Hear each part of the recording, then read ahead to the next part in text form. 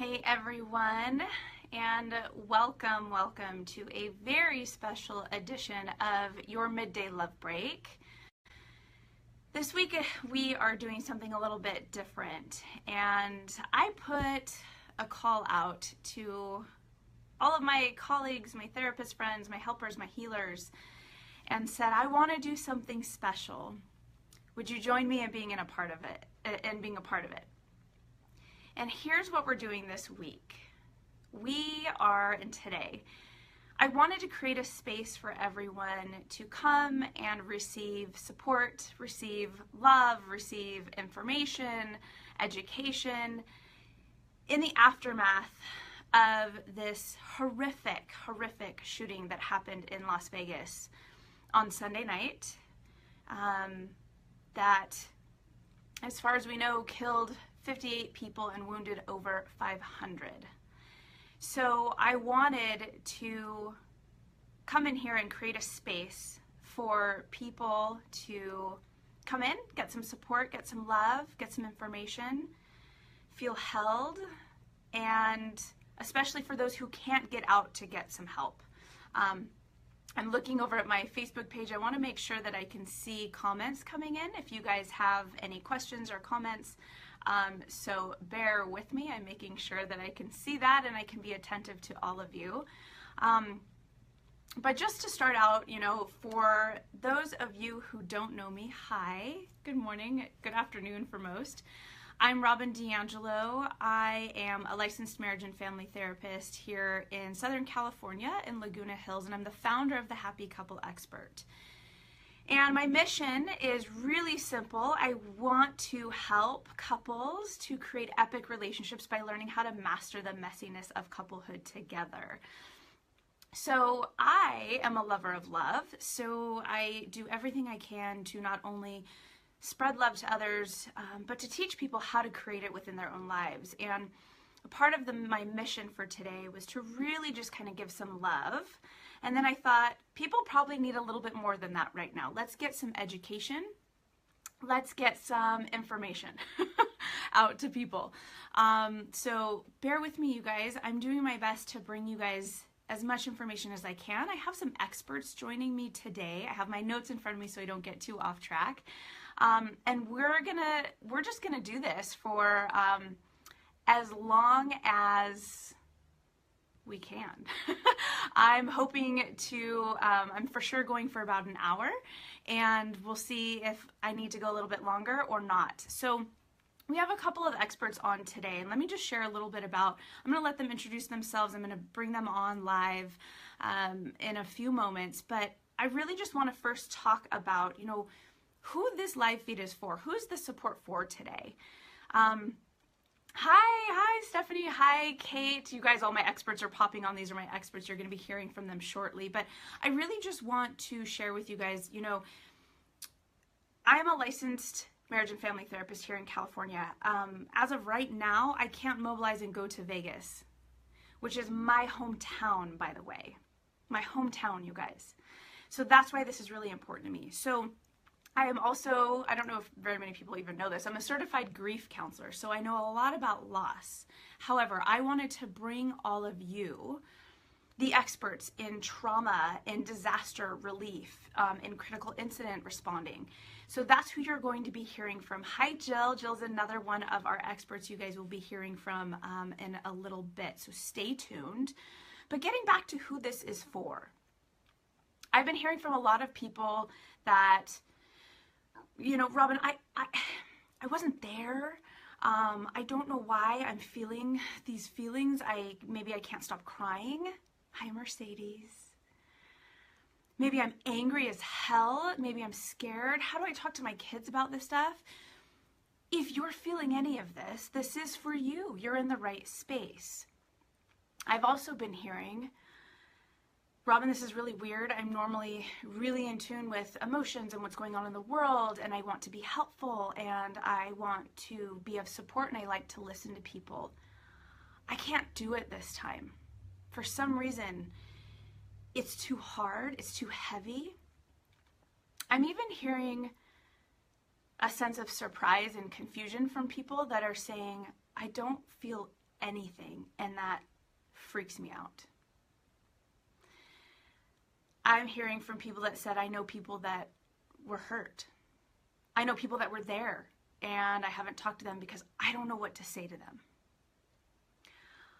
I haven't yet heard from anyone that said I was there. Hi, Denny. I haven't quite heard from anyone who said I had, direct family members or friends or coworkers that were there. But this is for all of you. This is for everyone. Anyone who is looking for support, this is for you. I do want to be very clear that this is not a substitution. This is not a substitute for going out and seeing a mental health professional in your area if you can. Again, at the end of this, I'm going to be talking about how and giving you guys hopefully resources for people in your area. Throughout this entire live feed, please, if you want to leave comments, please do. I will do my best to get to them, but I really just want to give information out. So if we don't answer your questions live, please know that, and experts listen to, if you are seeing questions that you have answers for, go ahead and type them in. Go ahead and type them into them. Answer them as you're seeing them come up if you feel so called to do so. Hi, John.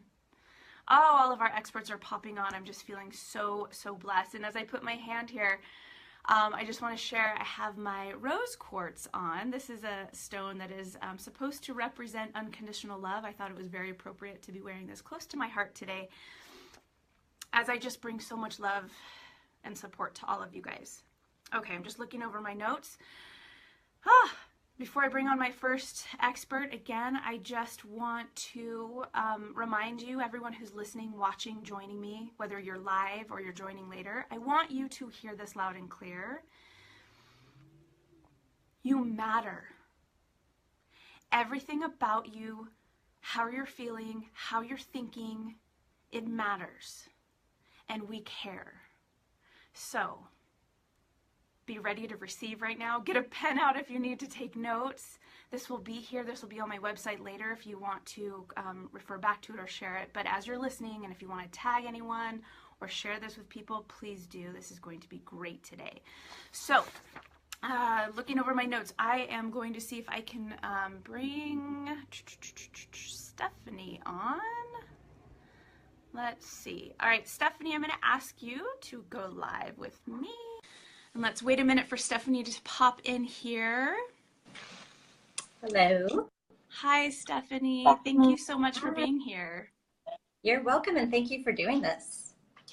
Yeah. This is just having, so many people like yourself, so many experts that are willing to come on and volunteer your time and your expertise and your love.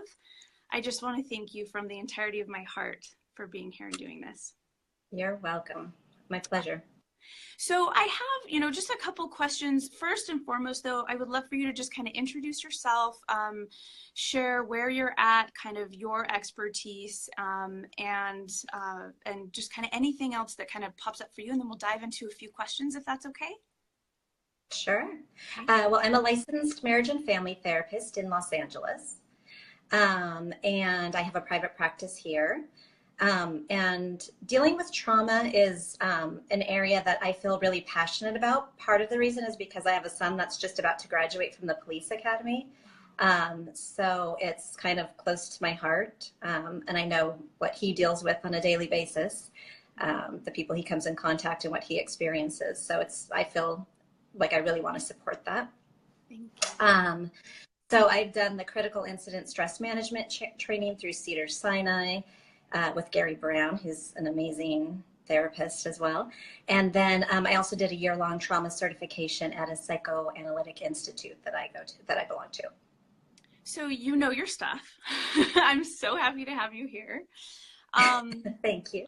Yeah, I want to dive in because I know people are curious and they're wanting to get some questions answered, but I'm just going to start by just asking a few questions that I myself have and things that I've heard from other people. And I just want to start with, what do you want people that are watching and listening just to know kind of about how they're feeling, what they're thinking about, and what's coming up for them?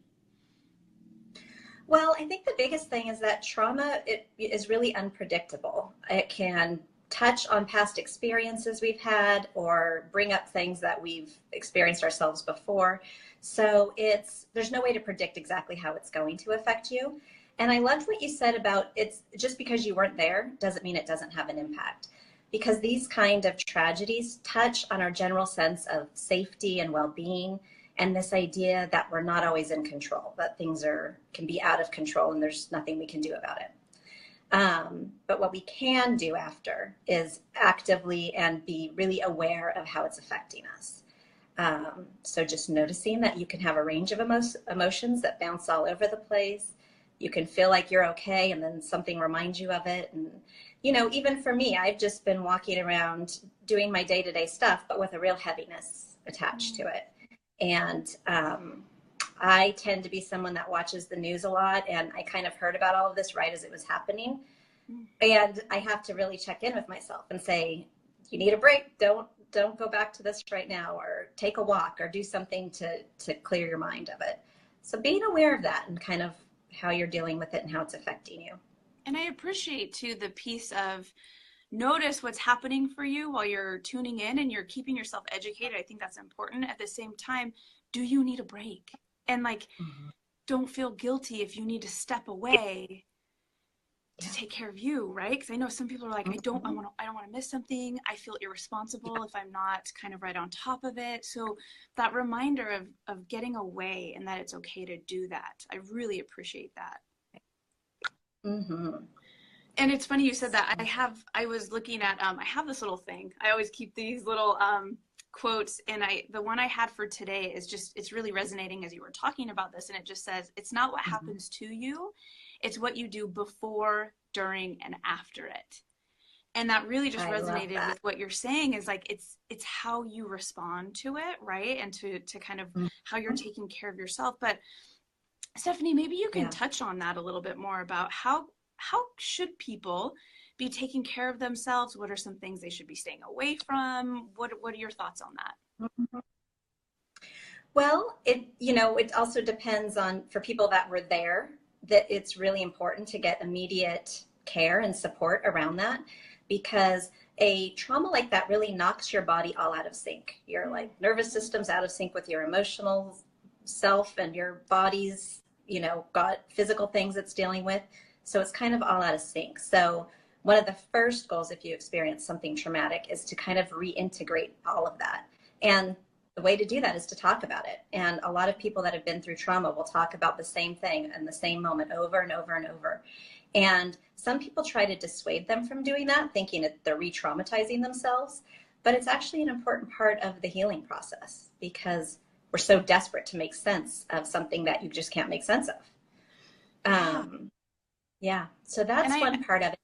Yeah, I appreciate the encouragement to have conversation about it. But I want to be really clear, and I'm everyone listening to this, that it's really important who you're choosing to talk to about this stuff, right? I'm sure that really matters, because I know as we're getting our other experts talking about this, some people have a different view on that exactly what you said, that, oh no, this is re-traumatizing, so what could we do instead? So again, for everyone who's listening, take what resonates for you, try what everyone is sharing, and make sure it's kind of aligning with you. If you're noticing that you're talking to someone and maybe you're getting responses from people that aren't helpful, or you're noticing in your body as you're talking about it that that maybe it's putting you back into that state, make sure that you start, I would say, with maybe some professionals. Would you agree with that, Stephanie? I agree. Yeah, that's a great point. And I'm so glad you said that, because it is actually very important that you need to be getting the right amount of support and checking in with yourself, and if it does feel good and supportive. And professionals definitely that know about trauma and how to deal with it are the way to go, for sure. What are some things that you would suggest people stay away from doing right now? Well, again, with 24-hour news cycle and social media, it's so easy to just inundate yourself with it. But it's also can feel really hard to not stay up to date and know everything that's going on. So I just say it's really important to check in with yourself about it and see what impact it's having. So just a really simple way to do that, which I always recommend, is twice a day to just sit in a chair with your feet on the floor and close your eyes and check in with your body. Like, oh, I'm feeling a little hungry. This shoulder's sore. I feel tension in my back. Really just checking in with yourself and what you need. You know, I think that's kind of a good way to keep track. I would agree. I would agree. So, Stephanie, if, you know, because we have so many other people that I want to make sure that we get all the information out that we can, if there's one thing that you want our listeners and watchers to take away from kind of your message from today, what do you want that to be? I would just say that this horrible thing has happened and we've experienced, unfortunately, many times. But don't lose sight of the fact that we are all in this together. And what is we can't forget is all of the good and amazing people that we saw involved in this tragedy and how they helped each other and risked lives for each other and were there for each other at the hardest moments. So not forgetting that part of this experience. And then what I actually did the next day with my sons is we did a random act of kindness day where we couldn't control what happened or prevent that or, you know, even fully deal with it. But we could counteract it even a slight bit by going around and just being really nice and doing some kind acts. So that's what I'd recommend. Love that. And that's something that people can do today. I know so many people are saying, well, what can I do? Like, what can I do? I need to just stay home? Can I get out and do things? So what a great suggestion. Thank you so much, Stephanie. And for those that You're welcome. I don't know, maybe they're in the, you know, West Hollywood area or they're, you know, near you and they maybe want to connect and reach out, maybe get some support. Where can they find your information? What's your website? It's just therapywithstephanie.com. Okay, perfect. So that's easy to remember. Yeah. Super easy to remember. And just so you guys know, for everyone who's on and who's listening, I'll be giving a list of everything. So don't worry about if you lost something. We'll be putting it in the comments and I'll be sharing with you guys all the experts' contact information if you want to reach out to them directly and ask them questions and maybe see about working with them. I know many of you guys are offering support for anyone who's struggling. So again, Stephanie, thank you so much for coming on with us today. And, you know, if you can hang out and if you're seeing people ask questions, you know, put some information in there. And I just really want to thank you from, you know, the entirety of my heart. And congratulations with your son as well, going through Police Academy. Yes. Thank you so much. Okay. Thanks for doing this again. Yeah. Bye. All right, you guys. So, great things to keep in mind, right, about this 24-hour access that we have to the news and exposure. Keeping that in mind, checking in with yourself. How am I feeling about this? Do I need a break? I love that reminder, Stephanie. All right, I'm going through my notes. The next person I want to bring on is Mr. John Edwards. He is an LCSW up in the Oakland area. So I'm going to see if I can find you on here, John, and invite you to join me. All right. We'll just wait a minute for John to pop in here.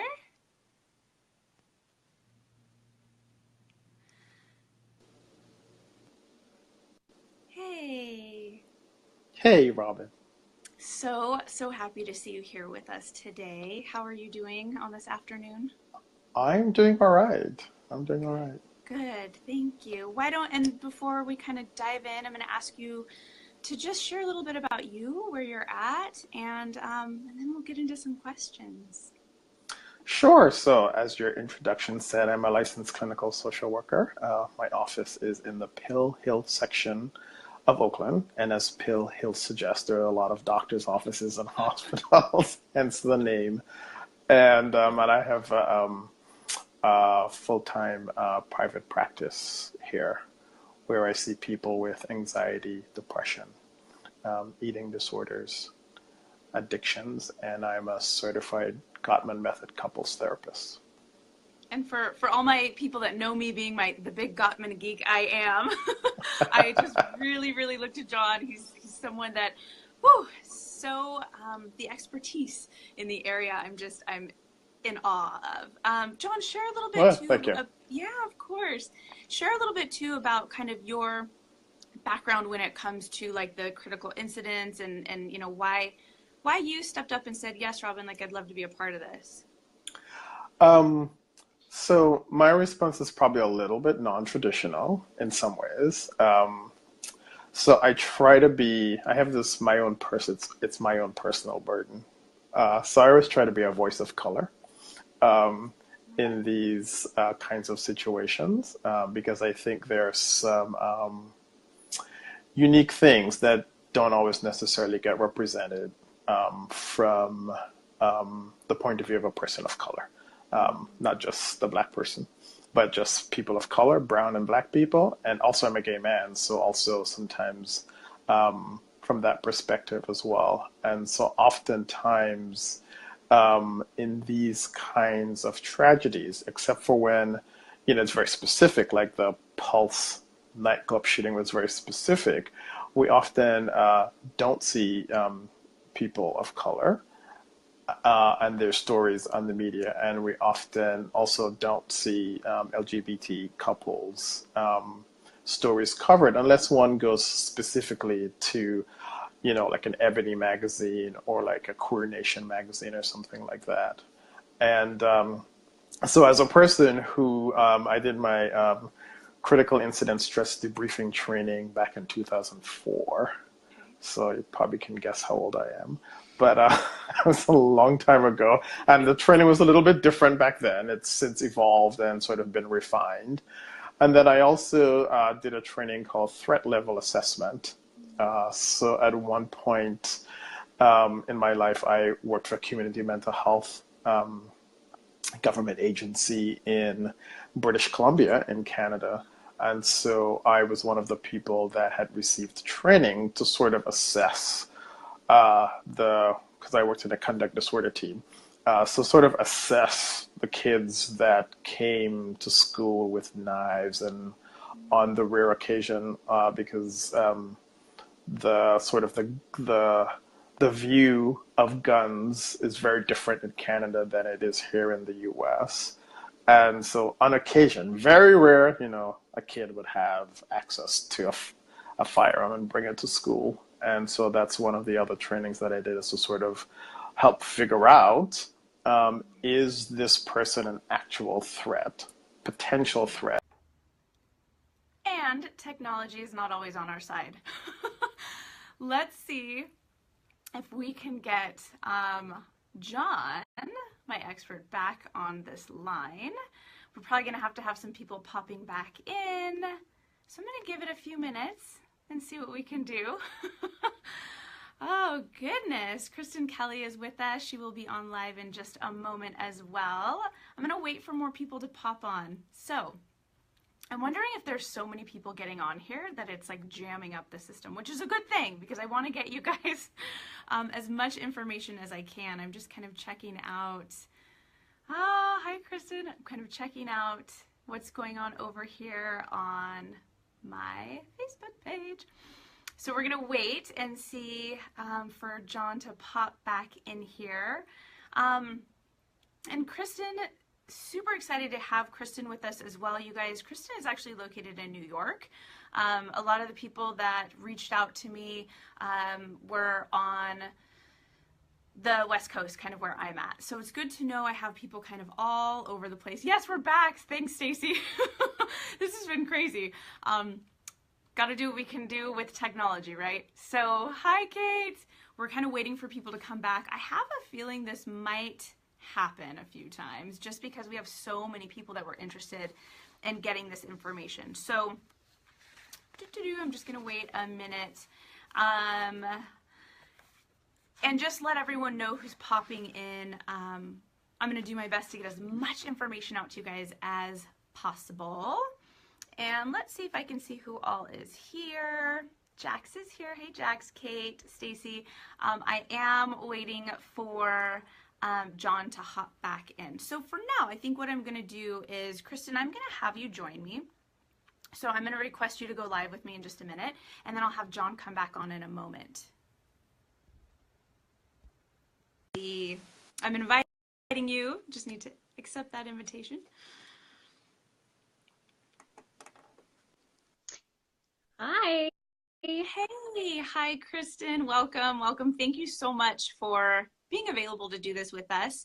I just asked that, if you could just kind of do a brief intro, let everyone know a little bit about you and where you're at, and then we'll kind of dive in and see if we can get some questions answered. Absolutely. So I'm located in Rochester, New York. It's in the western part of the state. I have been in private practice for a few years now. I mostly work with young adult women, some teenagers, maybe around the age of 16 to 17, who are mainly struggling with anxiety, depression, self-esteem concerns, things around that nature. But I'm also EMDR trained, which is one of the reasons I really wanted to hop on today and try to participate in the conversation in any way that I could. Because, when something like this happens, some of the information that's related to EMDR can be really helpful to keep in mind. So that's kind of what I do and where I'm at with everything practice-wise. So I'm just really happy to be here. Thank you for having me. Thank you. Yes, and thank you for being here. For those that are listening and watching and maybe don't know what EMDR is, because again, this live feed is for anyone and everyone who is looking for some support and some love. What is EMDR and why is it important to know about this, especially if people are looking for therapists to go see? Mm-hmm.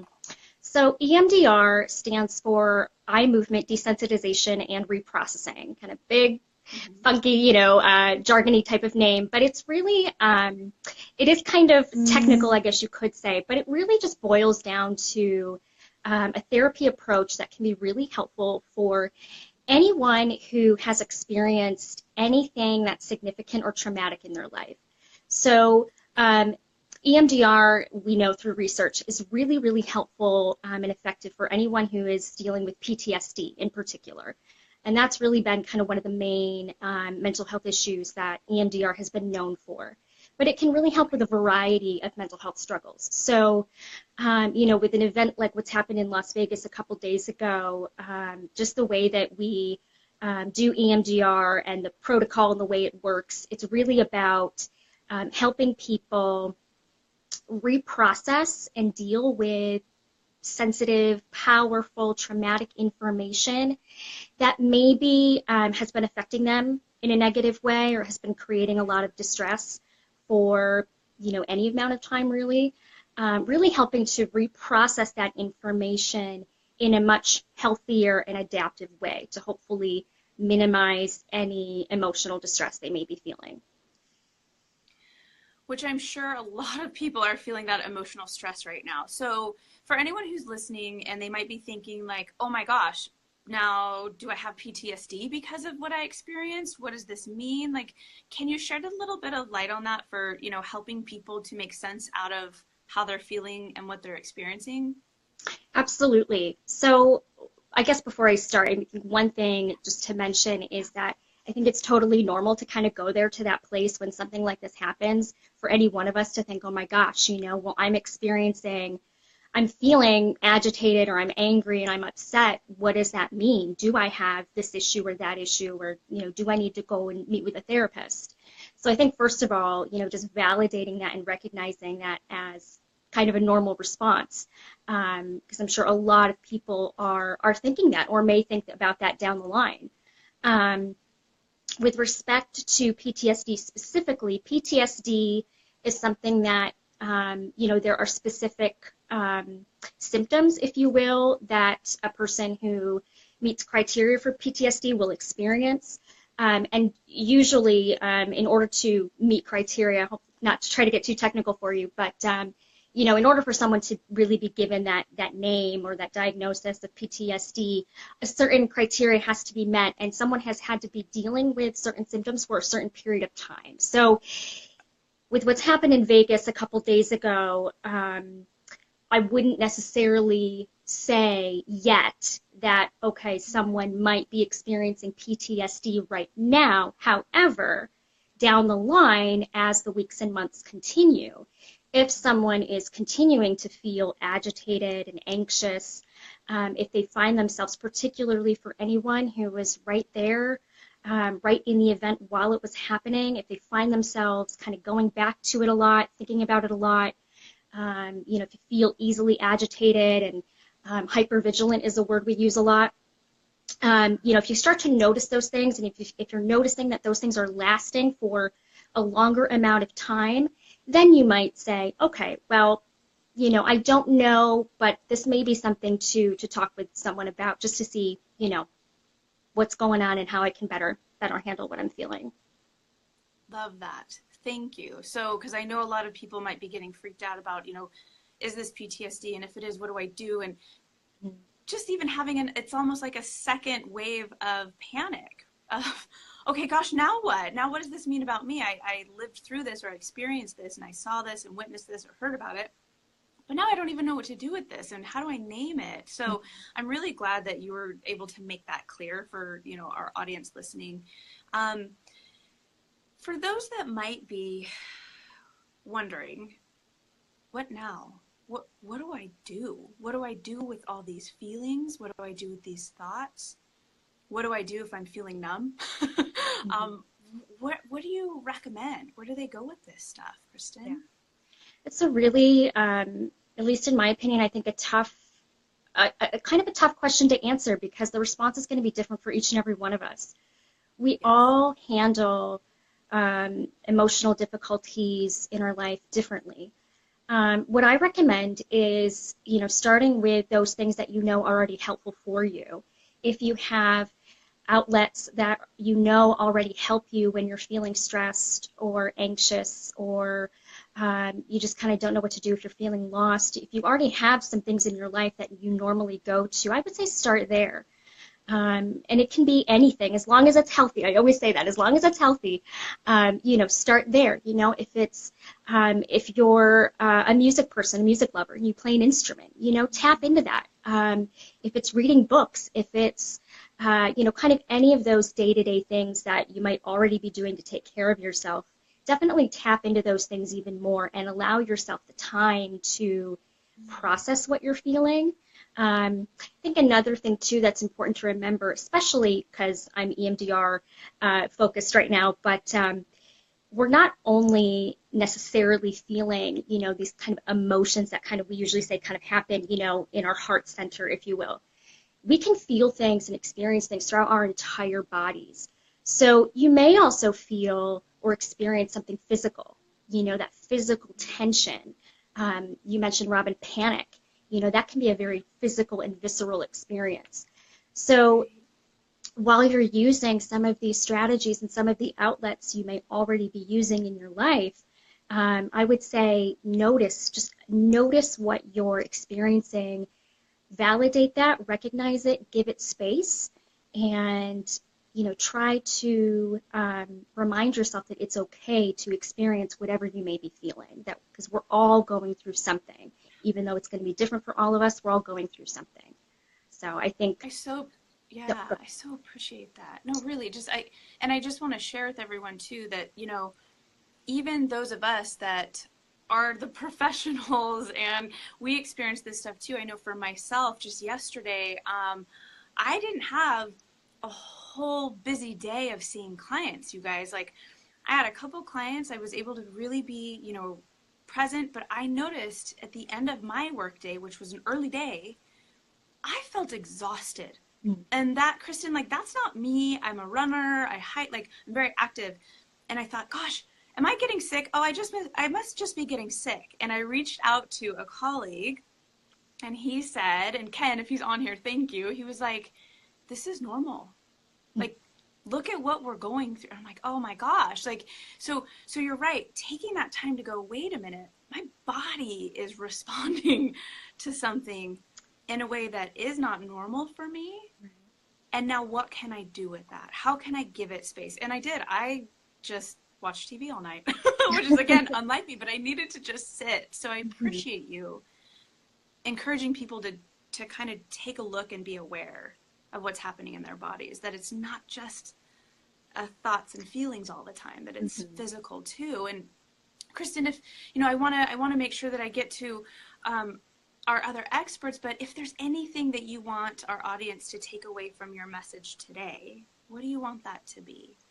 I think the main thing right now, as we sit here time-wise, we're not even a week away, with what's happened. We're still very much in the kind of beginning phases of dealing with this event and feeling it in whatever way we may be. I guess that, for me, that's kind of the main thing, is just recognizing what you're experiencing and allowing yourself that time and that space to experience it.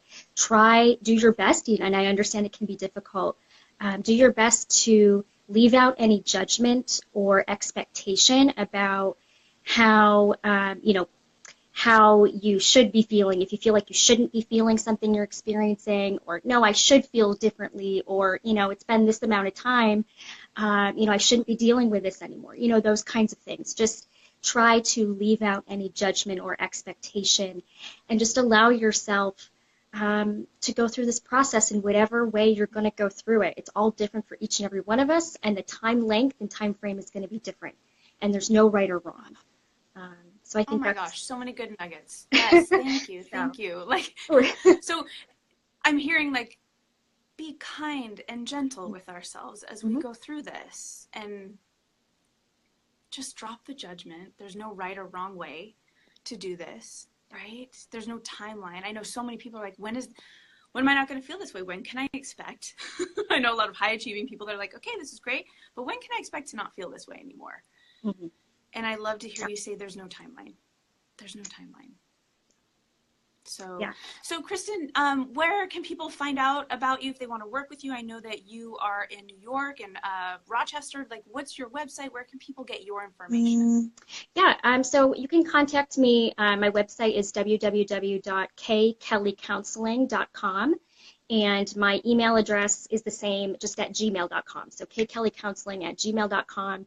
It's probably the two best ways to get a hold of me. My email address is on my website. I'm happy to answer any questions or concerns anyone may have, even if it's just a quick question about, hey, I don't know what I should do, help give me some direction. I'm totally happy to speak with anyone that may just have even the smallest little bit of a question or concern. So those are the two best ways. And Robyn, I thank you again for having me on, and I'm so glad to have been able to participate today. Yes, thank you, and thank you for just making yourself available to those in your area and just around, offering an email, to say, hey, just shoot me a question. I'm available. Thank you so much, and I'm going to hop out of here. I hope you have a great rest of your day. You too. My pleasure. Thank you. Okay, bye, Kristen. Bye.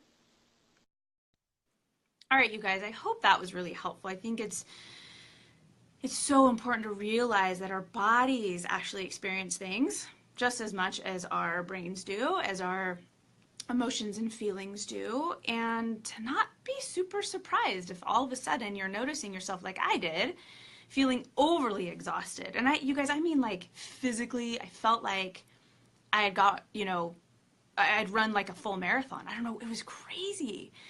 And just having that reminder of someone saying, look at what you're doing, number one, exposing yourself to all the media, social media, and the news stories to stay engaged and educated, you're going to have a physical reaction to this. So, Kristen, thank you so much. I so appreciate that. And I want to bring on, let me see if John has come back. Okay, John, you're back. I'm going to see if I can pull you on. And we'll go right into getting some questions answered. See if you can join us.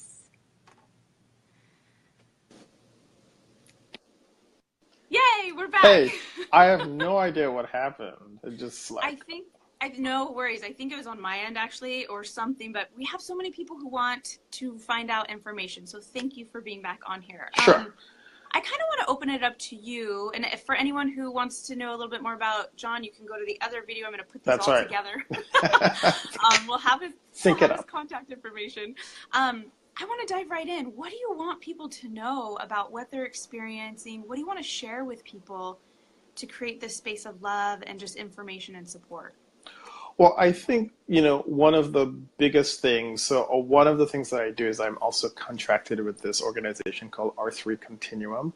And so I go out to these, used to be called sort of critical incidents, and now they call them disruptor events, but things like bank robberies, airplane crashes and stuff like that, horrific injuries and jobs and stuff like that I've gone out to. And one of the things that I really stress for people is that, you know, your reaction is a normal reaction to an abnormal situation.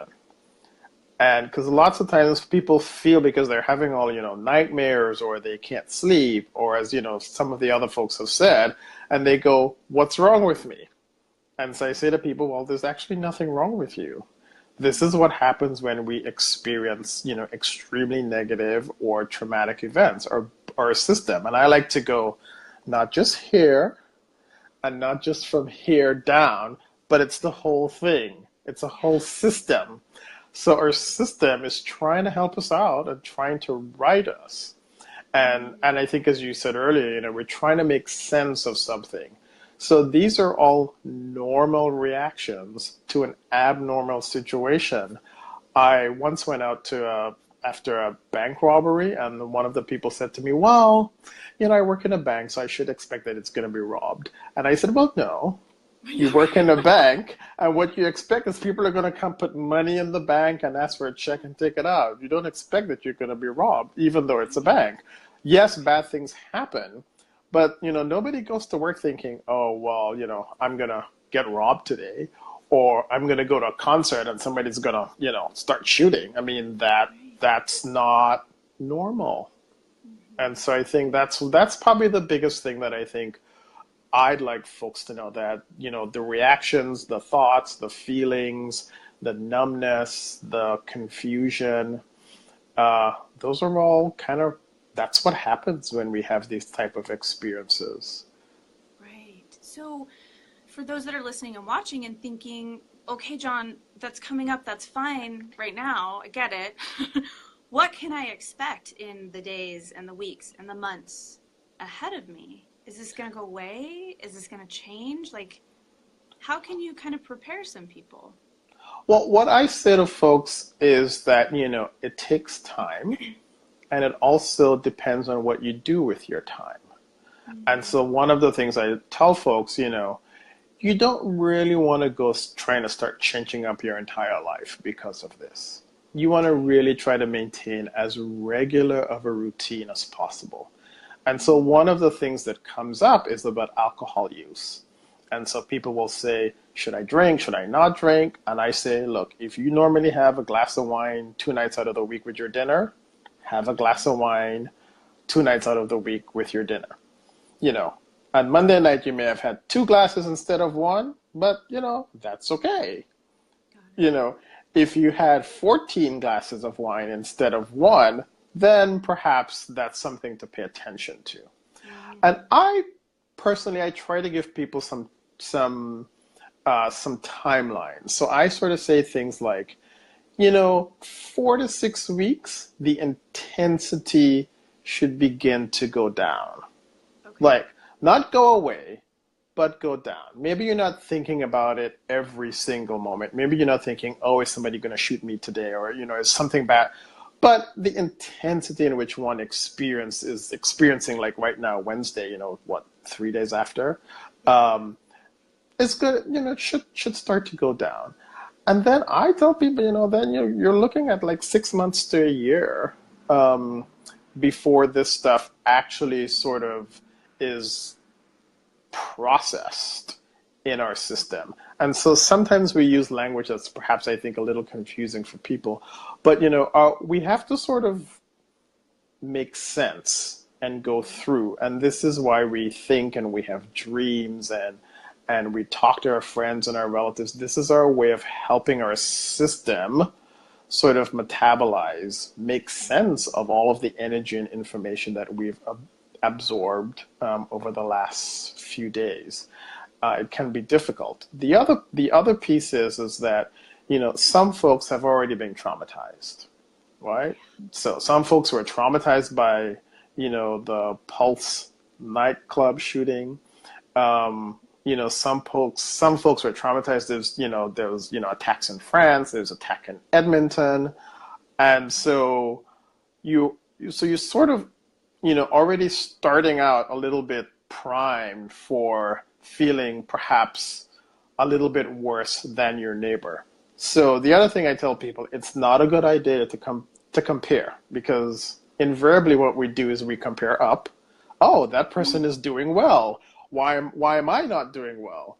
Or we compare down. Oh my God, that person is a mess. Why am I not a mess? Right? Yeah. But in both instances, we're sort of saying, what's wrong with me?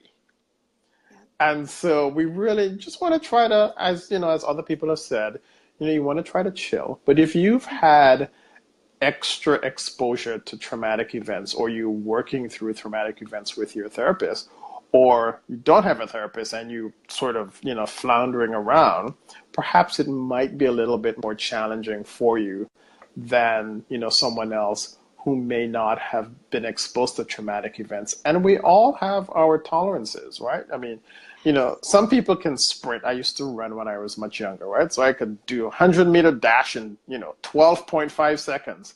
Can't do that today. But my friends would do it in 14 seconds and stuff like that, right? So we all have different tolerances. And so to be tolerant of that, of the fact that we all have, our individual capacities. Yes, what a great reminder. I think about this time when I was actually working with drug court in San Diego, and I would go into prisons and do assessments and talk to people and find out about, what their traumatic events were. And I remember talking to someone, and he had a history of, sexual abuse and physical abuse, and I'm trying to assess for, the impact that it had on him. And at the end of the day, what was the most impactful and traumatic for him was his parents' divorce. Mm-hmm. Like do you know what I mean? So yes. the thing, so we just never know how something is going to impact us, how deeply it's going to impact us, and so just I love your comment of like, no need to compare, and asking what's wrong with me, or why am I not feeling as much or as little or whatever. It's just, we each have our own ways of experiencing it. And by the way, we have little to no choice and power in how we experience that, right? Exactly. Yes, because it all stems from, so one of the things I often tell my clients is that, if we look at it sort of in a, sort of a scientific way, what we get in an objective scientific way, if we sort of remove sort of, our therapy speak and, psychology babble and stuff like that, we're getting energy and information. That's basically what we're getting. Right now you're hearing my voice. I can speak really loud, or I can talk really soft, or you can see my hands move around. But all of that is energy and information. And so what we do with that energy and information, right, how we process it and how come we process it in the way we process it, is really so inextricably tied to our own life experience from when we were born, the family we grew up in, our culture, our neighborhood, and all of that.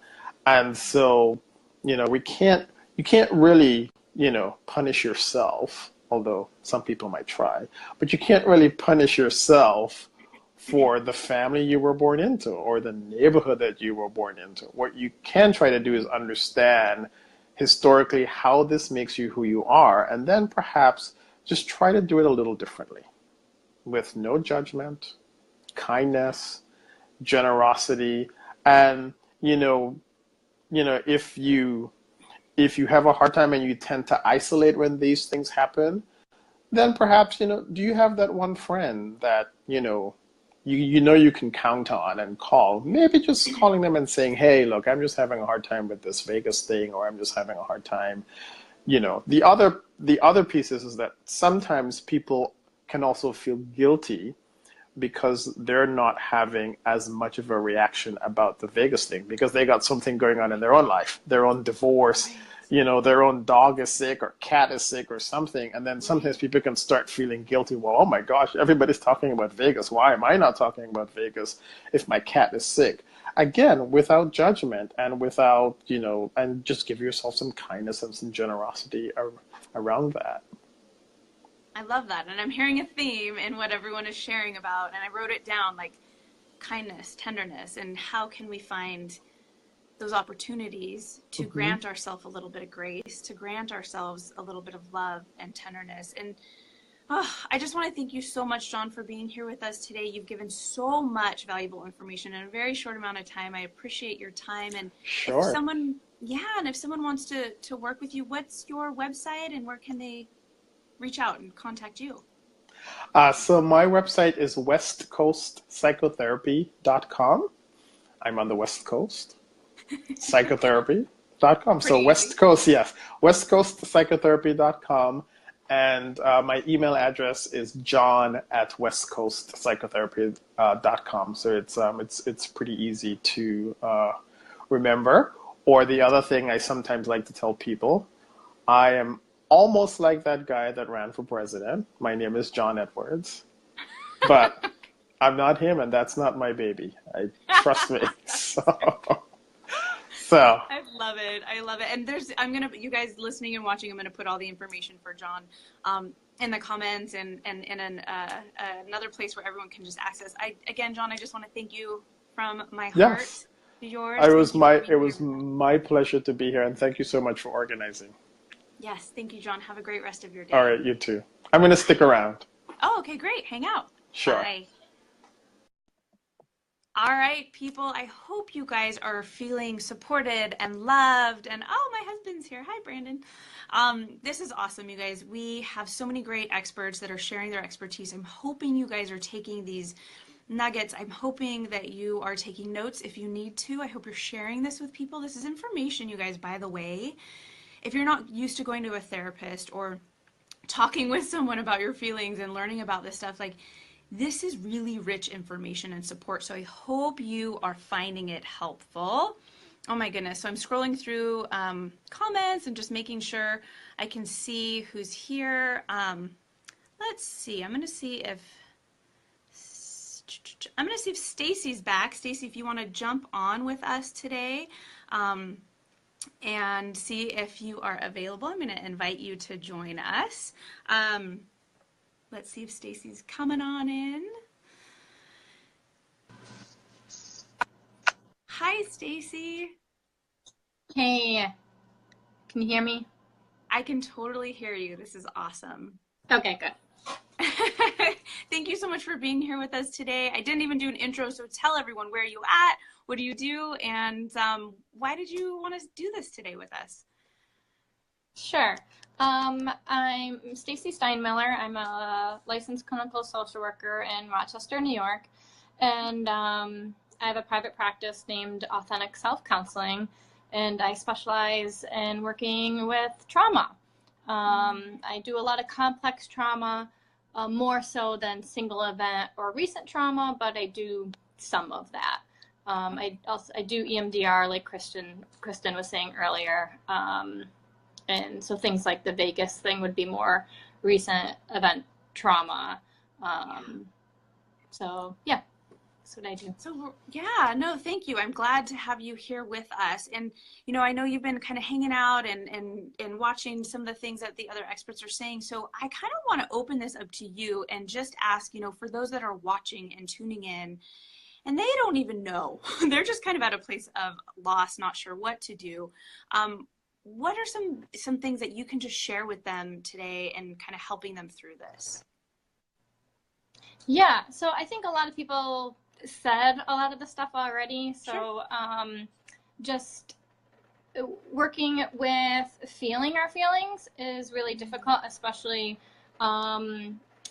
depending on how intense the trauma was experienced.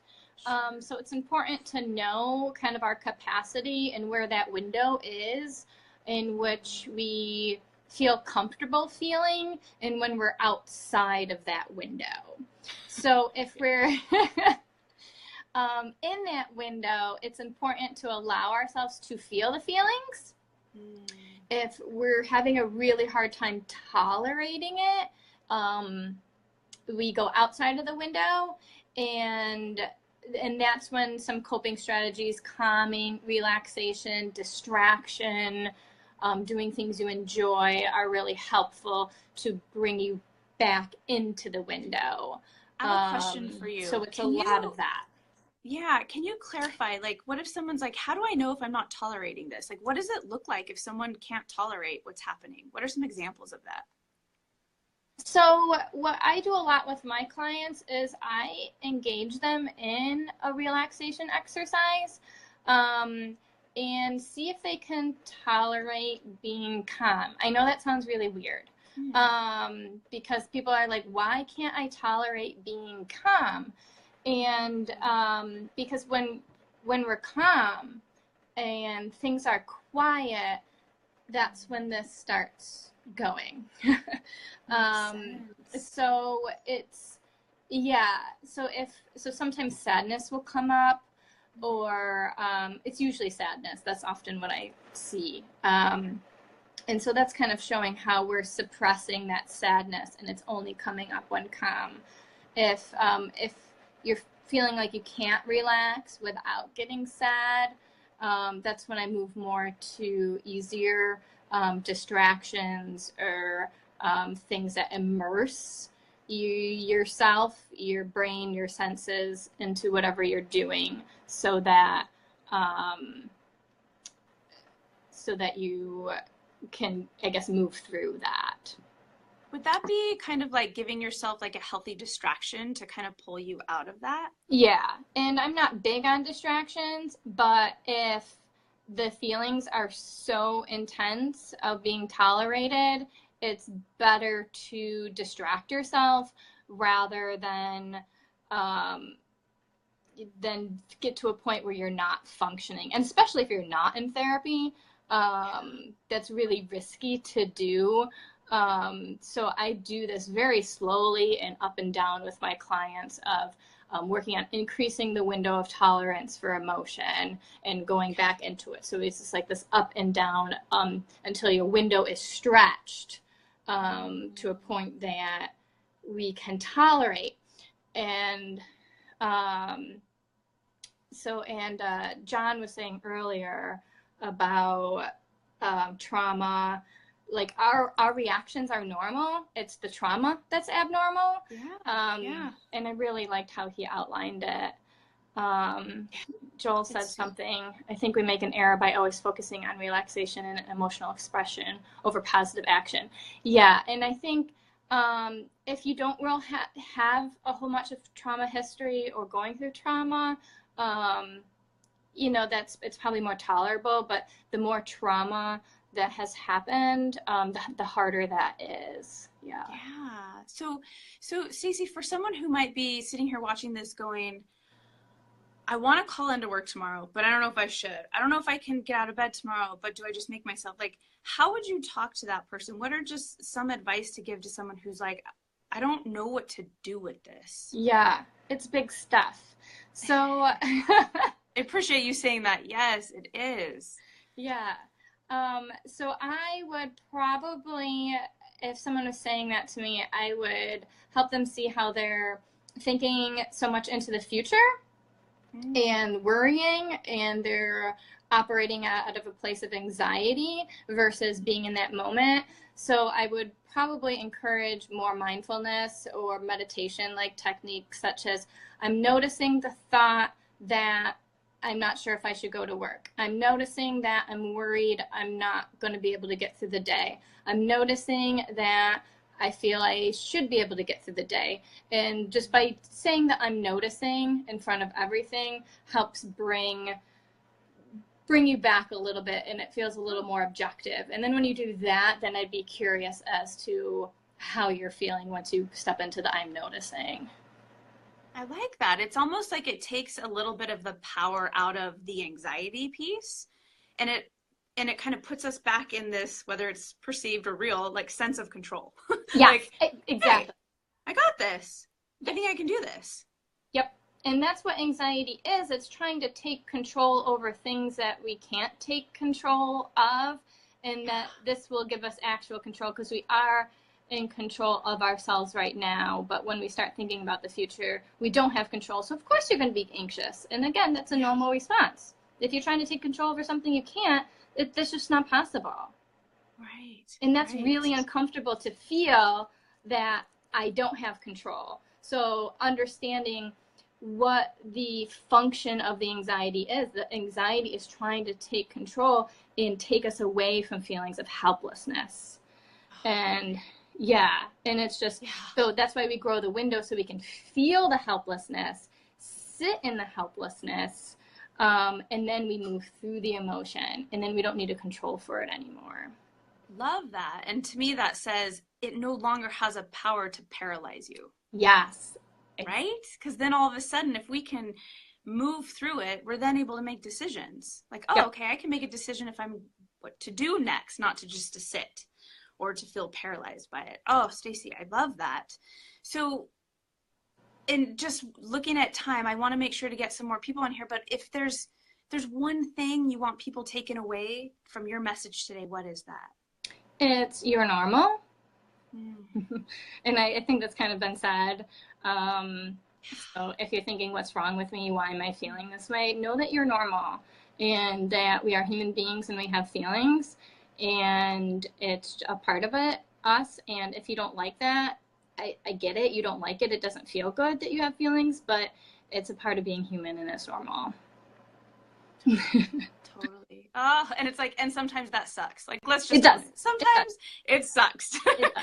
It does. Really sucks to feel really big feelings sometimes, but again, it's what makes us able to connect. It's what makes us able to feel the really good things too. Exactly. So. Yep. And and I say shit happens, and this is just one of those things that it does, and it's horrible and it feels really crappy. But yeah. Got it. So if people are in your area in New York, what's your website? Where can they find you? I'm at ascounseling.com, which stands for Authentic Self Counseling. And people can feel free to shoot me an email or find me anyways. I'm really easy to find. I've made myself very easy to find. And especially if anyone, going through that needs more of the recent event work that can be done. So it's also knowing that there's hope to move through these experiences. Thank you. Thank you so much for making time for all of us today and just being of service and showing love and support today. Stacy, thank you so much. All right. Thank you, Robyn. All right. Bye. Bye. Oh, you guys, I mean, I don't know how many times I can hear today, and it's never going to be enough. What we're feeling and seeing is normal.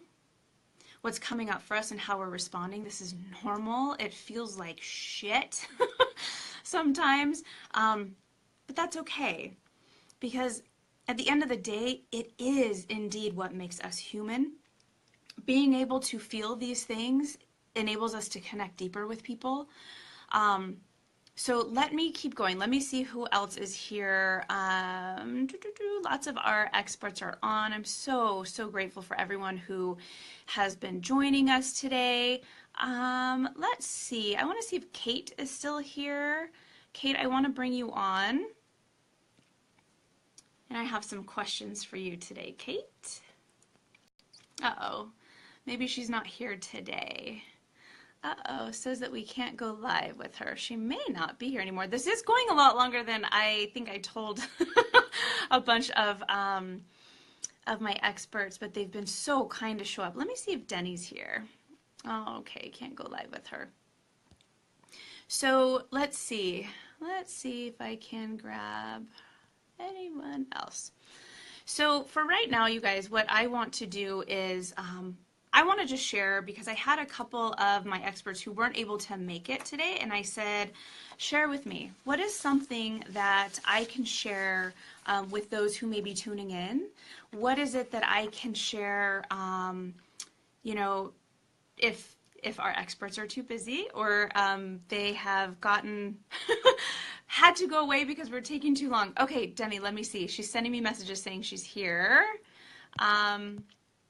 Not quite sure why it's not working. It says that I can't go live with you, Denny. I don't know.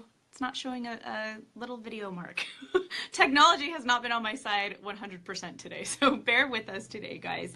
You know what? I'm going to see if Joel is available. Let's see.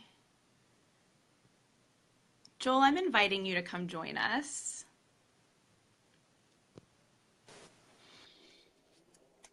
Hey, Joel, how are you? Good. How are you, Robyn? I'm doing well. I'm so excited. I don't have any of your information in front of me. That's You guys, Joel is a local therapist close to me here in Southern California, and I just kind of quickly, as we were doing this, we were messaging, and I said, "Come join us. Let's hear some more perspectives and expertise." So, Joel, why don't you share just a little bit about you and why you wanted to pop in here today and join us? Sure. I'm Dr. Joel Schwartz. I am a almost clinical psychologist. I have to take my California licensing exam, but I'm got all my hours and I'm ready to be on my own. Yay! Though I'm not generally known for being a trauma therapist, that was my beginning. I still have a significant amount of trauma, both complex and simple, on my caseload, and I did my dissertation on trauma as well. So I'm well versed in the subject, even though I may not be well known for my trauma work at the moment. So as you were I know you've been listening and you've been kind of hearing what some of our other experts are saying. I would love to get your perspective. I know you have a different perspective on things. So yes. I just kind of want to say, take it away. What is it that you want people to hear from your perspective of maybe what they're experiencing? Sure. I hear, we therapists are so empathic, and when trauma happens and when horrific things happen, we want to help. It's so inherent in our identity, and we have our methods, and sometimes the methods are sit in the office and process, do relaxation, and at least my reading of the research from my experiences is that may not actually be helpful. In many ways, it may actually be harmful, and at best, sometimes it's just the kind of like going to a doctor for a cold. Is it feels good to be cared for, but it's something that will, in most people, clear up on its own. And so you're spending a lot of money forming this relationship for something that may not necessarily be needed. Not that. So when I hear what can we do as therapists, the research, in my opinion, is clear that it's social support and action that really keeps people from developing PTSD later. Not only that, but also there's a need to kind of tailor make interventions to attachment patterns. So there have been some interesting research that if you have an insecure attachment pattern and you're forced to sit and process emotions and talk to people, it actually makes you worse. Wow. So for these people, doing distracting things and just going off and doing their lives and processing it internally might be their natural coping method. And if we introduce an intervention against their natural coping method, we could be doing them a disservice. So I like to tell therapists, take a step back, let people's natural healing process manifest. Was it earlier, John talked about people of color. People of color tend not to have great interactions with the mental health profession. They might be better off going to a community gathering, a church, a town hall, something where that social support will be far more meaningful than sitting with a stranger who may not get them initially. So what I want to urge therapists to do is take a step back. If somebody is in your office, focus on social support and connection outside of the office first. If in a month or 2 or 3 the person is still struggling, still having flashbacks, still not healing, then I think therapy is warranted. Then I think it's absolutely necessary. But in our own need to heal, our own need to clean up negative emotions, we have to realize that there's thousands of years of humanity before therapists happened. Yeah. That there are natural healing processes that we all have. And when we intervene too quickly, I don't think it's a good idea.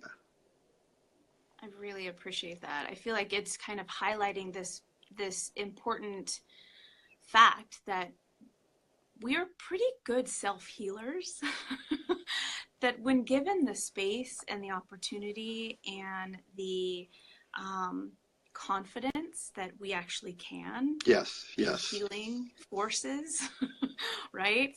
That it can happen that there's magic in that, and that we don't have to immediately run to someone else to be like, well, I can't do this, like, so someone else must be able to help fix me or heal me, right? Right.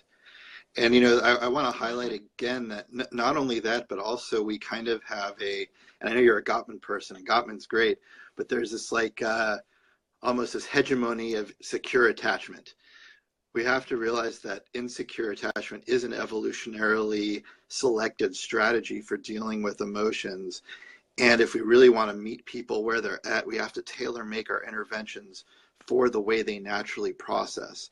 So if we're forcing them into a securely based relationship, it might not be good for them.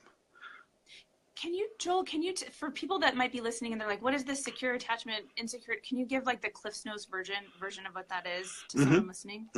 Attachment is basically mammals, especially higher order mammals, are genetically programmed to seek out each other in times of danger. That bonding is our way of feeling safe and of regulating emotions. And most of the time when that's done right, we develop what's called a secure attachment, which is we seek each other out for comfort, we talk to each other, we accept love, we give love. Sometimes when, due to trauma, due to people being busy, it doesn't happen that way. We have various other interesting ways, one of which is in an insecure attachment, which about, I think, like 35% of the population has an insecure attachment. Yeah. And oftentimes insecure attachment is associated with negative mental health outcomes, but it's also a strategy that has been evolutionary created so that we can survive. And if you approach somebody in a way in which they're uncomfortable and create interpersonal anxiety, you can always think of it as like a cultural thing. Like some cultures are a bit more holding people off, a bit more formal, and some are closer. And if you don't meet people where they're at and you kind of force this therapist-y secure attachment is the best for everything idea in the midst of interpersonal and major traumas, it might be doing a disservice and make the person experience worse trauma later down the line. And there's some good research that shows that's true. And for those listening, I hope you can hear this. And what I'm hearing from this, Joel, is like, we are all going to show up in this in a different way. And yes, if you're reaching out and you're looking for support and you're looking for help because you just feel lost and stuck and maybe you don't want to do this by yourself, and maybe you connect with a therapist who is known as the best trauma therapist in your area, but for some reason you're like, this feels awful. I don't feel comfortable. It feels like you said, like there's maybe too much of that secure attachment, that like leaning in and gentle and the eye contact, and too much of that for some people, it can disrupt the entire process. Right. So I just want you guys who are hearing this and hearing Joel that like, do what you need to do. Check it out. Check in with yourself.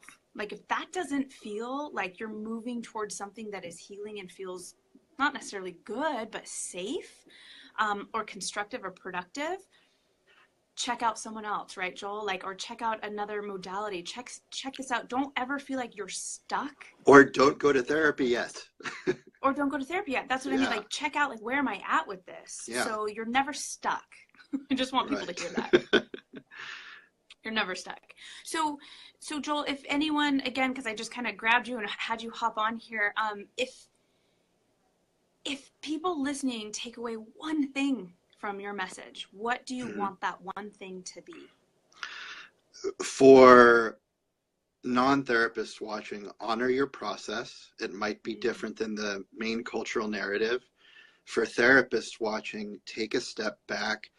Don't infer that your method or your way of coping with negative emotions will be helpful to those in the immediate aftermath of trauma. Although that might be very good later on, month or 2 or 3 down the line, in the immediate aftermath of trauma, take a step back, let people be, let people figure it out on their own. And the intervention should be tailor-made to helping people figure it out on their own and not intervening so strongly. Love that. Like, kind of like, put some belief in our fellow humans that, right. that we really can get ourselves to a certain point and maybe it's full on healing, and maybe it's to a point of, okay, now I'm ready to do something else. But Yeah. have that belief in humanity. And one thing I want to say is kind of empathizing with our own trauma responses is that our natural way of dealing with the traumas in our own lives is to kind of help.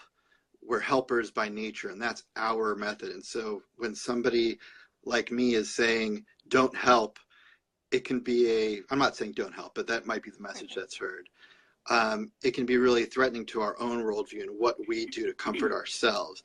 So it's also really necessary to check in with yourself and say, am I doing this for my own need, or am I doing this to really be a community resource? And if so, what can I do for my own need? Who can I help in my immediate that isn't a client? What can I do to create some kind of rescue effort if that's what I need to do? It might be more effective than being a therapist or being in therapy at the moment. Totally. And I think that's kind of where this whole thing came from, was like, how can we just tell people, like, we hear you, we see your pain, and you're going to be going through some shit. So we're going to do our best to just say, we see you, we hear you, and like, here's some ideas, right? Yeah. So Joel, if someone wanted to connect with you and maybe even work with you or just learn more about your services, what's your website? What's the best way to find out about you? So the best way to find out about me is to go to my LinkedIn profile, which is Joel Schwartz, Psyd, Psyd. Okay. I don't have a regular website. It's down right now. I'm in Torrance, California, South Bay area of LA County. Okay. All my information is on that LinkedIn site if you want to look me up. Perfect. And again, everyone listening and watching, I'll go ahead and give you guys links to everything later on after this broadcast. Joel, I just want to thank you so much for bringing a different perspective in, which is just as valuable. And I really, really appreciate you making the time to pop in here. Thank you for having me. All right. Have a great rest of your day. Nice seeing you again, by the way. Hope all is well. Yeah. Yes, it is. It's getting there. Yeah. Bye, Joel. Bye. All right, you guys, a whole nother perspective. I love this. I love bringing on people who are coming from different backgrounds and ideas for you guys, because guess what? None of you are exactly like the next person. All of us are going to have our own experiences. All of us are going to have our own sensations and ideas and thoughts and fears and all of this stuff. So thank you, Joel. I'm going to see if I can bring on Denny. I've been trying to bring her on for a while. Gosh darn it, I'm not quite sure why I can't. Let's try again. There it is. I'm inviting Denny.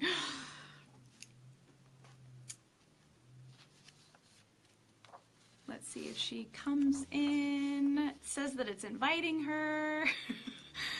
Oh, technology can be interesting, you guys. It's supposed to make life easier. Sometimes it just adds challenges, which I'm a therapist, so clearly I love challenges, but not when I'm right in the middle of something and trying to do it. So Denny, I'm inviting you. I sent you an invite. We'll have to see if it goes through. Otherwise, I can kind of share with you guys. Like I said, I reached out to a couple of my therapist friends that couldn't be here and said, hey, can you just give me a word or two, a couple sentences, some ideas of what to share with some people. So I want to share those with you guys. And if Denny pops in, then we'll go to her. But, you know, I talked to Michelle Post, who is a licensed marriage and family therapist in West Hollywood, or West Los Angeles, I'm sorry. So West Los Angeles, she said she's near Century City. And here's what she said when I just said, you know, what can I share with people who are going through this really hard time? And she said, the best thing I can say is to use mindfulness techniques to stay present and grounded. And for those of you who, you know, some of these words might feel kind of psychobabble-y, grounded is exactly what it sounds like. When your feet are, planted firmly on the ground, you feel safe, secure, you feel sturdy and steady. She said, anytime the person is feeling spacey or detached, take deep breaths and feel the actual feeling of the air going into your body, right? So feel the air coming in, whether it's through your throat and your mouth or through your nose, and then feel it leaving your body. Here's something that you can repeat to yourself as you're doing this. It can be something as simple as, I'm safe. I'm safe.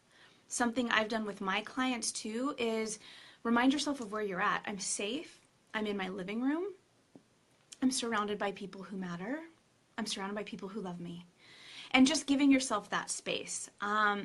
She says, feel the weight of your body against the ground or a chair, whatever it is that you're sitting in or laying down on.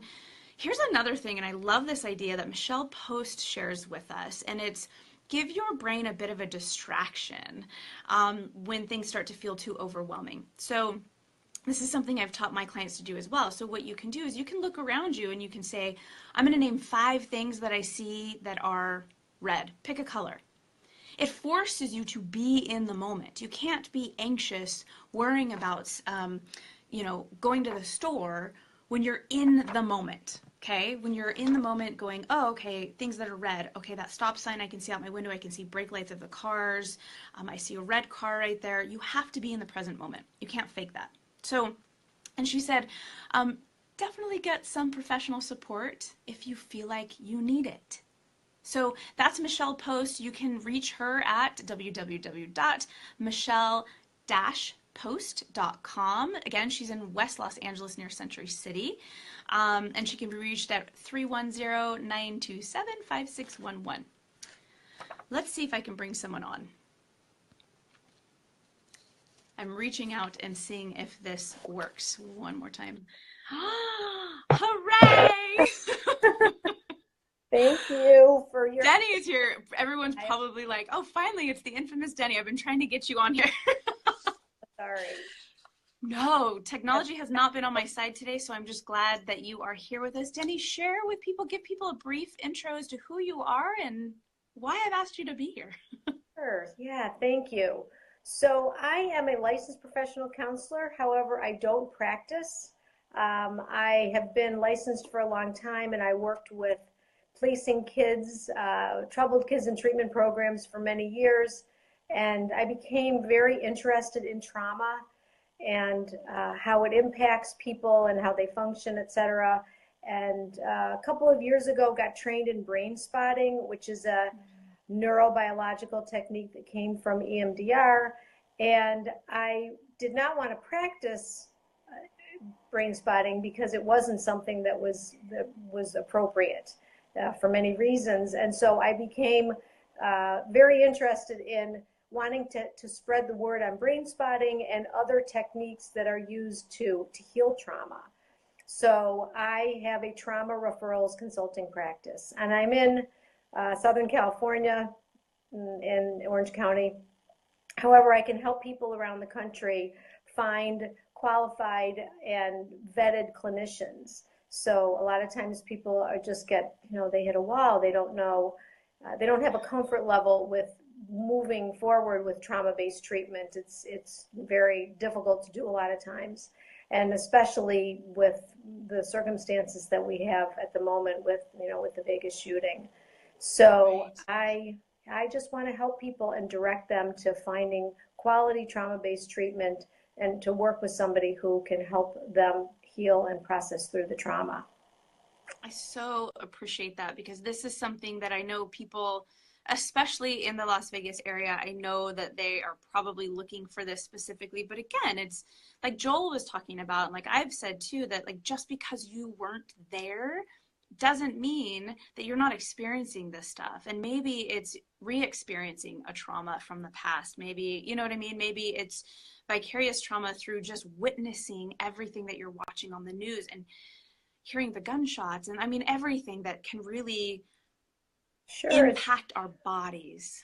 Yes. Well, and we hold the trauma in our bodies. I mean, that's something that happens. And I think that, what you're saying, to your point, is that a lot of times people who have experienced trauma have family members, and those people have to go through the surgeries with them, and there's all kinds of trauma that they experience as a result of their child or somebody that they know, a loved one.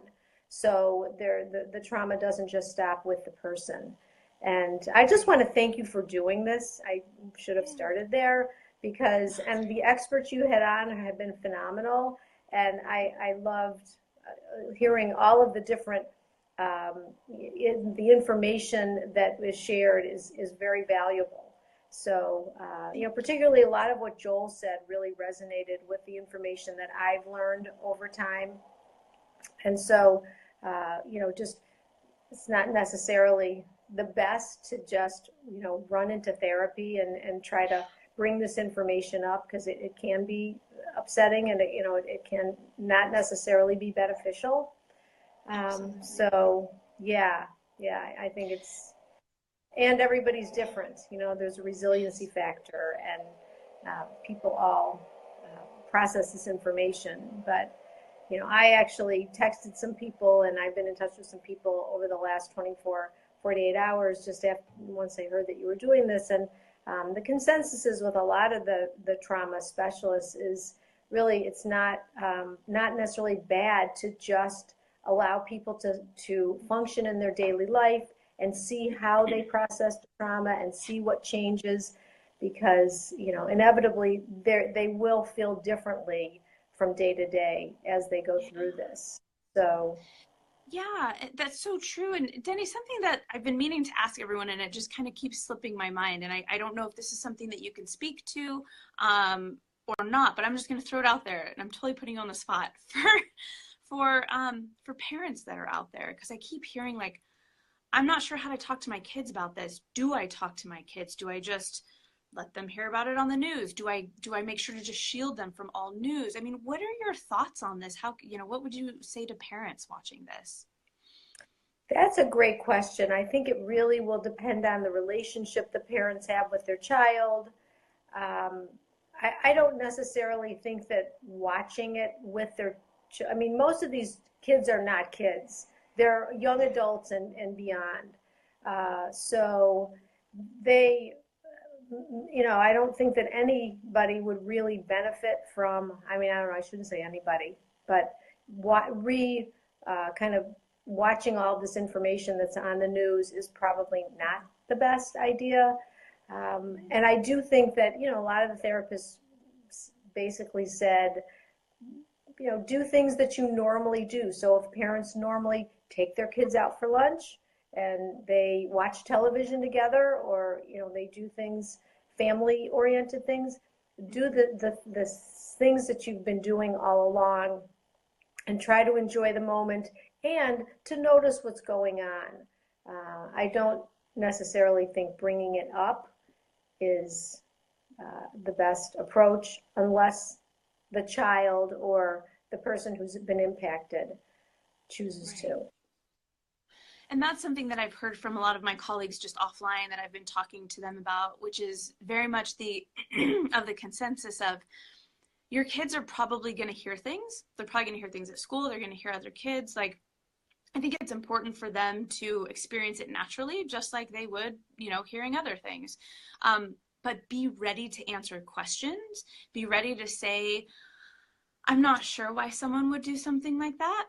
You're right. That's kind of confusing. And not feeling like you have to have these answers. At the same time, not feeling like you have to lie to your kids and saying, no, everything's safe. Nothing bad is ever going to happen to you, though. So it's kind of about, I've been hearing, it's really about being honest, but also being age appropriate with the kids. I don't know if you have any takes on that. Yeah. And I'm not an expert when it comes to talking to younger people about this incident at all. I mostly work with adults and young adults. So you're right. That's a whole nother question. Well, Denny, let me open this up to you then for those watching and listening. What do you just want to share with them today? What kind of message do you want them taking away from, I saw someone say, well, what can us normal people do if we're not walking into therapy? Like, what are some things we can do? What can you share with them? Yeah, well, again, some of the other experts said, no, this is normal to be dysregulated, and for you to feel maybe like your heart is racing and you can't seem to calm down, and no matter what you do, you feel anxious. It is normal. We are designed to heal on our own, and it really will depend too on if this was a single incident, if there have been other kinds of traumas, because that will depend on what the symptoms are going forward. Because a lot of times single incident traumas can resolve themselves. People can heal from those, and like the expert said, wait a few weeks or 6 or 7 weeks, and if the actual PTSD symptoms seem to still be there and present, then certainly take the next step. Talking about it is, I understand is actually, is a good thing. So yeah, just notice what's going on, and there is no disconnect between the brain and the body. We are all one. So there will be oftentimes things, sensations in the body that if you just notice, sometimes can just move through. Yeah. The other thing I wanted to share with everyone, and this is a book I ran across just a week or so ago, and it's called Trauma is Really Strange, and it's by Stephen Haynes. So it's very well written, and the graphics are excellent. They're just it's a beautifully done book, and it's not a lot of reading. It's a quick read, and so please take a look, and you can get it on Amazon. And I'll make sure too, for everyone who's watching, that I'll put the information in so that you guys have this. Hopefully I'll get some links to it and you guys will be able to have direct access to that.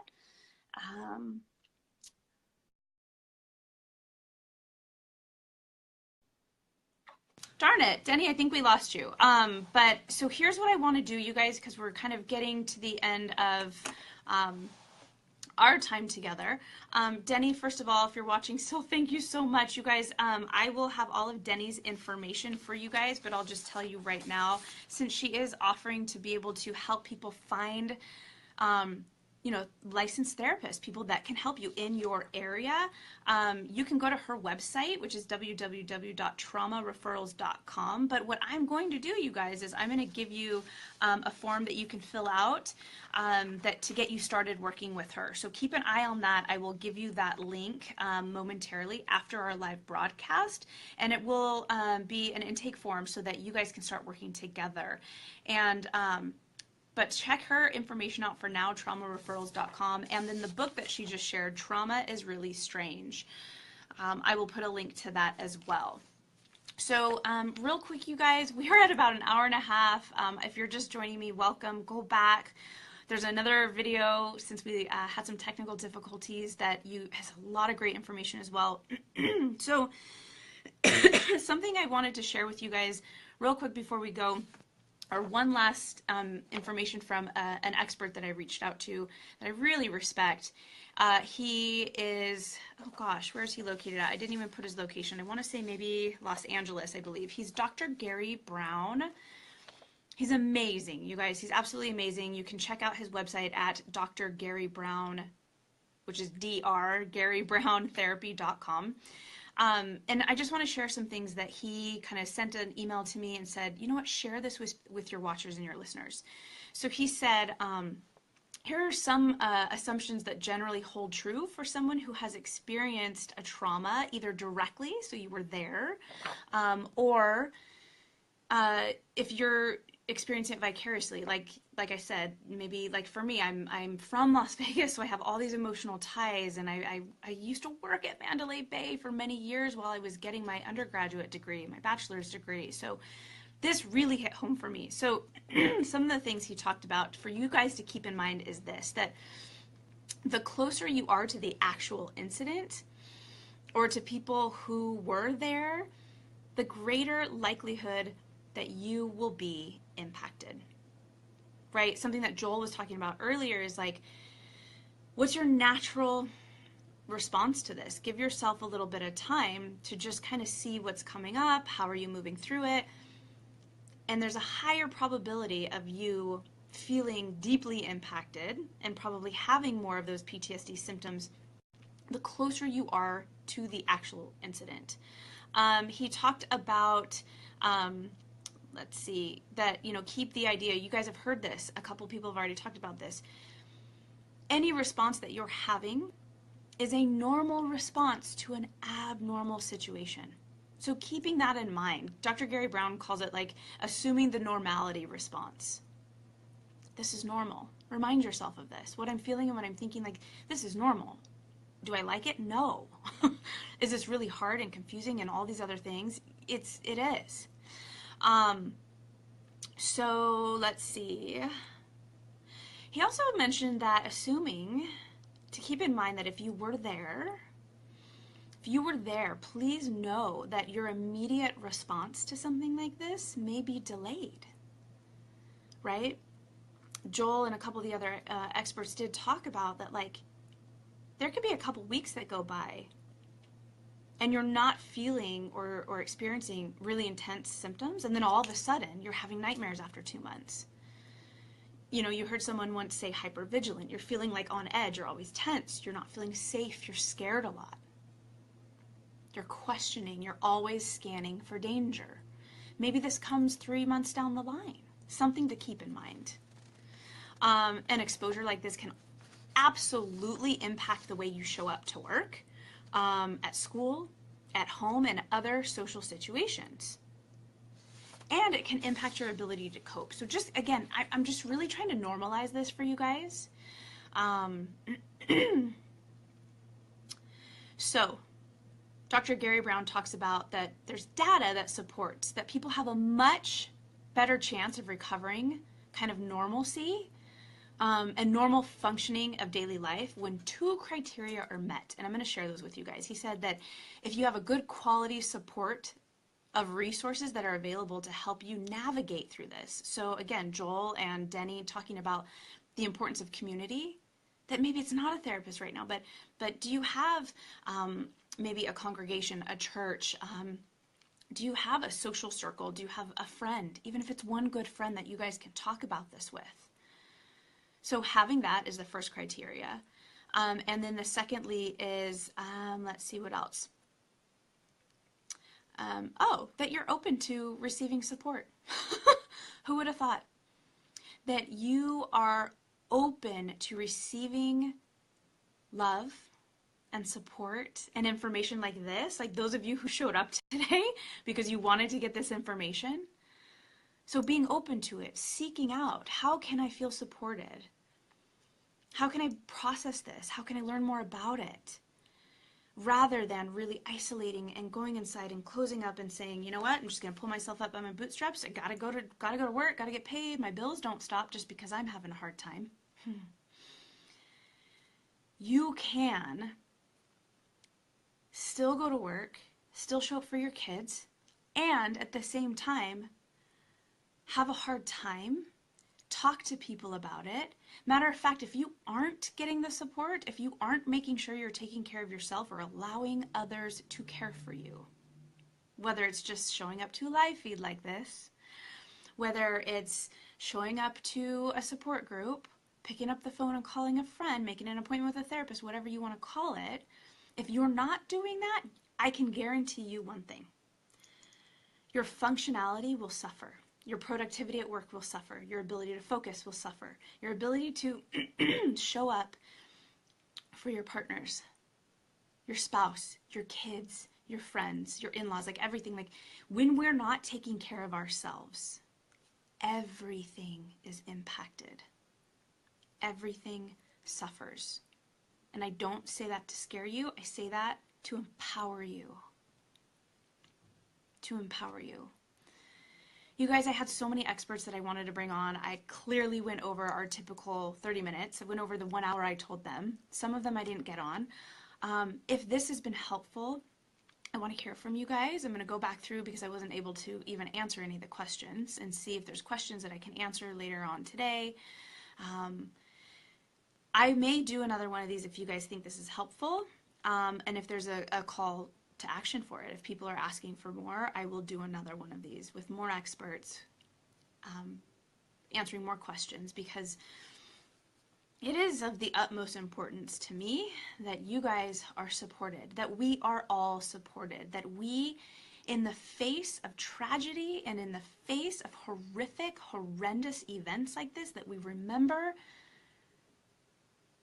the hope, that we remember that humanity is not all bad, that we remember that there is more good out there than there is bad. There really is. I promise. I mean, here in Southern California, like every once in a while they'll have news broadcasts and they'll be cheesy and it'll show things like kittens or, you know, like, what was it that I saw recently about like baby goats being brought into like a yoga studio, like, and people laugh, like, are you kidding me? This is news? It's like, hell yes, this is news. Please give me more of this. Give me more of this. We have enough exposure to the shit and the struggles in this world. Expose yourself to the light, to the hope, whatever that is for you. Get outside. Please get outside, you guys. If you're on my email list, you got my email about I had to get out, and I went hiking and I went running, and it was exactly what I needed, even if it was just for that moment. So, hi.